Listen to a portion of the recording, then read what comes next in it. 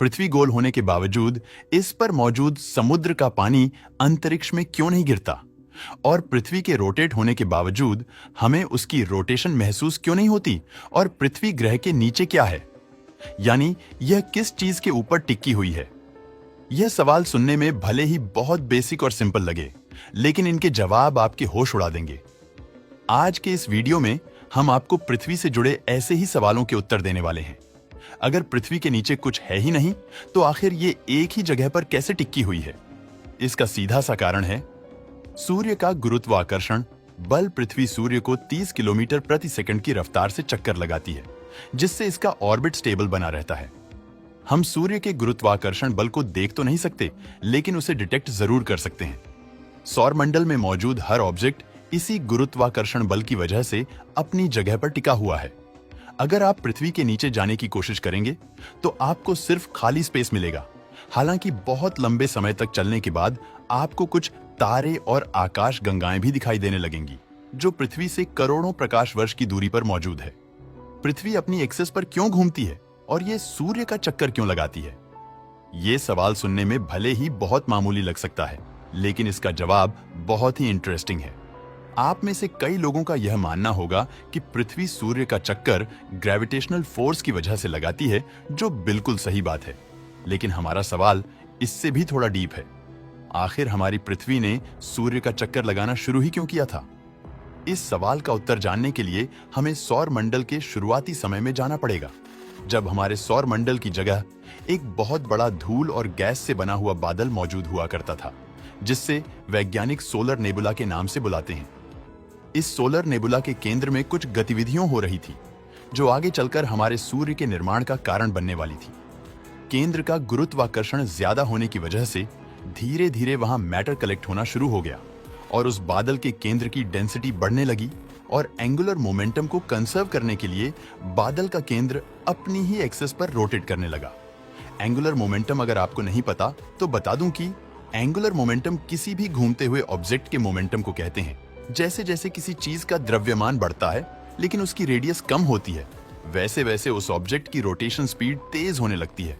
उदाहरण के लिए, जब बैलेरिना जब घूमती है तो अपने हाथों को अंदर की ओर फोल्ड करती है, तो अचानक से उसकी रफ्तार बढ़ जाती है। वहीं जब अपने हाथों को थोड़ा सा बाहर निकालती है तो उसकी रोटेशनल स्पीड कम होने लगती है। इसी चीज को एंगुलर मोमेंटम कहा जाता है। सोलर नेबुला के केंद्र में मैटर इकट्ठा होने की वजह से उसका भी द्रव्यमान बढ़ता जा रहा था।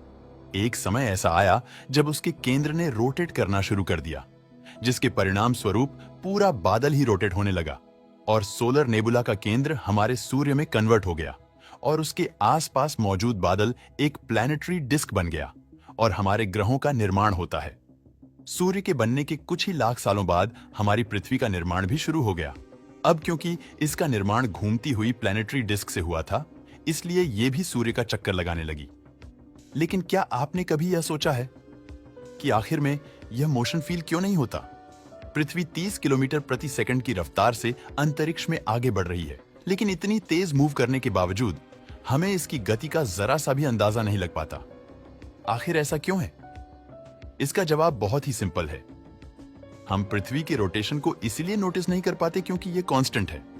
आइए इसको एक उदाहरण के जरिए समझते हैं। मान लीजिए आप एक बस में बैठे हैं जो एक बहुत ही स्मूथ रोड पर चल रही है। उस बस की खिड़कियां पर्दों से बंद है, और अगर आपको इस बात की जानकारी ना दी जाए कि वह बस चल रही है, तो आप कभी यह पता नहीं लगा पाएंगे कि आप एक मूविंग बस में हैं। लेकिन क्या हो अगर उस बस की गति को धीमा करने के लिए ब्रेक अप्लाई की जाए या तेज करने के लिए एक्सीलेटर दबाया जाए? ऐसे में आपको छोटे मोटे झटके महसूस होंगे, जिससे आपको यह पता चल जाएगा कि आप एक बस के अंदर हैं। इस पूरी बात का सीधा सा मतलब यह है कि जब कोई चीज लगातार गति पर चल रही होती है, तो उसके मोशन का पता लगा पाना ऑलमोस्ट इम्पॉसिबल हो जाता है। कुछ ऐसा ही हमारी पृथ्वी के साथ भी है। पृथ्वी एक कांस्टेंट स्पीड पर सूर्य का चक्कर लगाती है, जिस वजह से हमें उसके रोटेशन के बारे में पता नहीं चल पाता। हमारी पृथ्वी गोल है, तो उसके निचले हिस्से में मौजूद पानी अंतरिक्ष में क्यों नहीं गिरता? इस सवाल का सीधा सा जवाब है गुरुत्वाकर्षण एस्केप वेलोसिटी। हमारी पृथ्वी का गुरुत्वाकर्षण बल इस पर मौजूद चीजों को केंद्र के नजदीक खींचने की कोशिश करता है। अगर आपको इससे बाहर निकलना है तो आपको कम से कम 12 किलोमीटर प्रति सेकंड की रफ्तार से ऊपर की ओर बढ़ना पड़ेगा। जब भी किसी रॉकेट या स्पेसक्राफ्ट को अंतरिक्ष में लॉन्च किया जाता है तो उसकी रफ्तार 12 किलोमीटर से ज्यादा ही रखी जाती है, ताकि पृथ्वी से बाहर निकलने में कोई भी परेशानी ना हो। इस चीज को विज्ञान की भाषा में एस्केप वेलोसिटी कहते हैं। पृथ्वी पर मौजूद समुद्र इसकी सतह से चिपके हुए हैं, जिस वजह से इन पर बहुत भारी मात्रा में गुरुत्वाकर्षण बल अप्लाई होता है। इसी गुरुत्वाकर्षण बल की वजह से पानी अंतरिक्ष में नहीं गिरता।